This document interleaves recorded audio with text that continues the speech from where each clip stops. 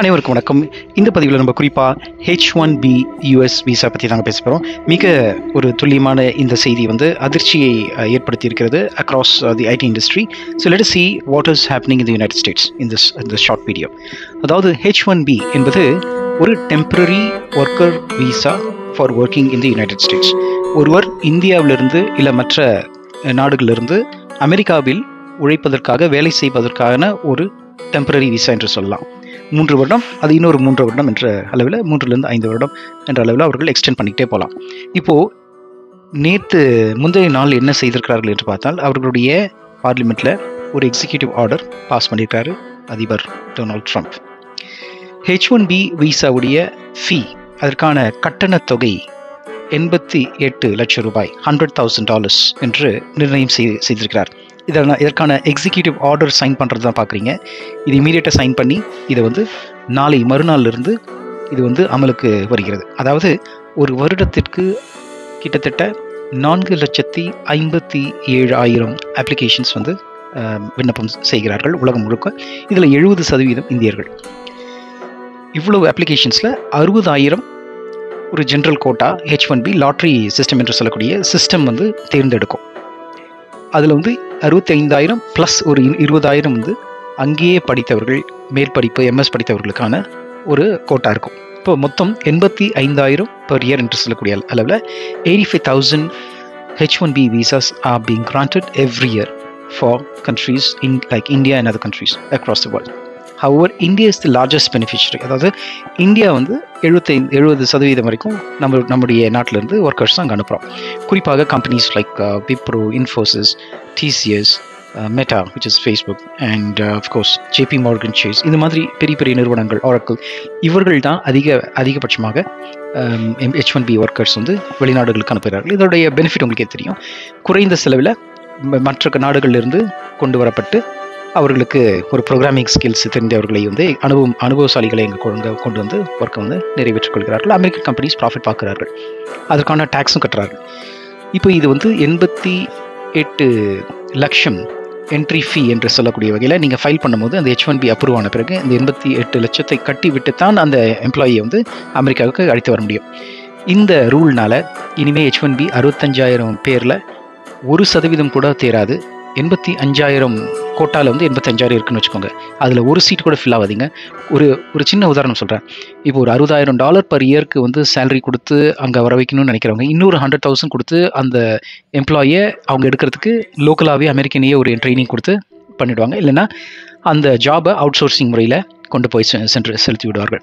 இப்போ அவுட் சோர்சிங்க்கு இவர் ஒரு ஆட்பு வைத்திருக்கிறார். அவுட் சோர்சிங்னா அந்த வேலையை இந்தியாவுக்கு கொடுக்குறதோ இல்லை மற்ற கண்ட்ரிக்கு கொடுக்குறது. அதுக்கும் 50% வரி வகிச்சிட்டாருன்னா இப்போ அமெரிக்கர்களுக்கு மட்டும்தான் வேலை என்கிற நிலவில் போய் கொண்டிருக்கிறது.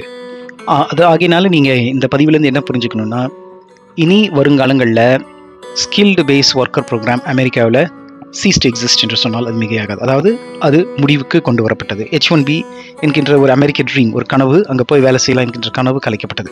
அப்போ இளைஞர்கள் என்ன செய்யணும்? மாற்று வழியை ஏற்படுத்திக்கணும். இந்தியாவில் இருக்கக்கூடிய MNCஸில் வேலை வாங்கலாம், இல்லை மற்ற நாடுகள், அரப் கண்ட்ரீஸு இல்லை கனடா போன்ற நாடுகளுக்கோ மற்ற இமிகிரேஷன் கொடுக்கக்கூடிய நாடுகளுக்கு சென்று அவர்கள் பலனடையலாம். ஆனால் அமெரிக்க கனவு கலைக்கப்பட்டு இருக்கிறது என்று சொன்னால் அது மிகையாகாது.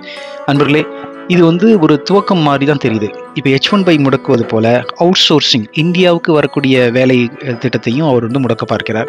அதனால அவருக்கும் ஒரு பின்னடைவு ஏற்படும், அவருடைய ப்ராஃபிட்டுக்கும், அமெரிக்காவுடைய ப்ராஃபிட்டுக்கும் பின்னடைவு ஏற்படும், இந்தியாவிற்கு பெரும் அளவில் பாதிப்பு ஏற்படும். ஏற்கனவே அவுட் சோர்சிங் பற்றி நான் பேசியிருக்கிறேன். கிட்டத்தட்ட $200 பில்லியன் அளவில், பல லட்சம் கோடி, 88 லட்சம் கோடி அளவில் அவர்கள் ஒரு வருடத்தில் அமெரிக்கார்களுக்கு மட்டுமே அங்கேருந்து எக்ஸ்போர்ட் பண்ணுறோம். அதில் 50% வரி விதித்து விட்டால், டேரிஃப் 50% அவங்க இது கொடுத்துட்டாங்கன்னா, இதனால் நிச்சயமாக கம்பெனிஸால் ப்ராஃபிட்டபிளாக இருக்க முடியாது. Companies like Infosys, Wipro, TCS இவங்களாம் என்ன பண்ணுவாங்கன்னா அமெரிக்காவுடைய பிஸ்னஸை கம்மி பண்ணுவாங்க, ஆட்கள் குறைப்பை ஏற்படுத்துவார்கள். இதை தவிர ஒரு பெரிய தலைவலி இருக்குது. 2027க்குள்ளார ஆர்டிஃபிஷியல் என்று சொல்லக்கூடிய இன்டெலிஜென்ஸ் என்று சொல்லக்கூடிய செயற்கை நுண்ணறிவு பற்றி நாம் பேசியிருக்கிறோம்.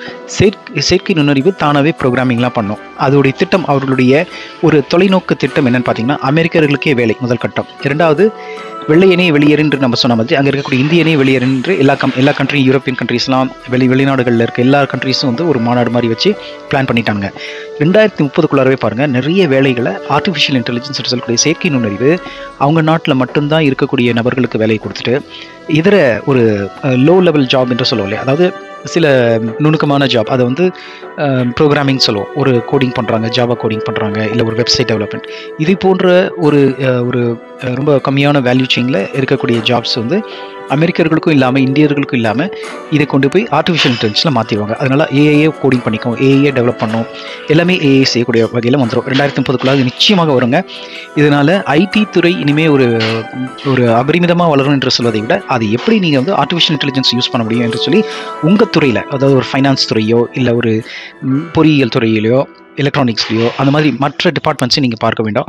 அது மட்டும் இல்லாமல் இந்தியாவில் எப்படி வந்து ஆண்டர்பிரினர்ஷிப் என்று சொல்லக்கூடிய தொழில் நுட்பங்களை நீங்களே கற்றுக்கிட்டு இங்கே இந்தியாவில் ஒரு வேலைவாய்ப்பு நீங்களே துவங்கிறதுக்கான முயற்சிகளை செய்ய வேண்டும்.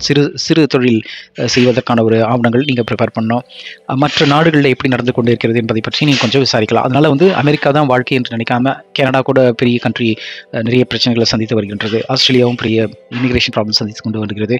யூகேவும் பெரிய பிரச்சனைகளை சந்தித்து கொண்டு இருக்கிறது. அப்போது இந்தியர்களுக்கு எங்கே போனாலும் வந்து ஒரு திரும்பிப்போ என்று சொல்லக்கூடிய அளவில் தான் அவர்கள் மாற்றாந்தாய் அளவில் தான் அவர்கள் ஒரு முகமன் கொடுத்து நம்மை முகம் சுளித்து திருப்பி அனுப்பி கொண்டு இருக்கிறார்கள் என்று சொல்ல வேண்டாம்.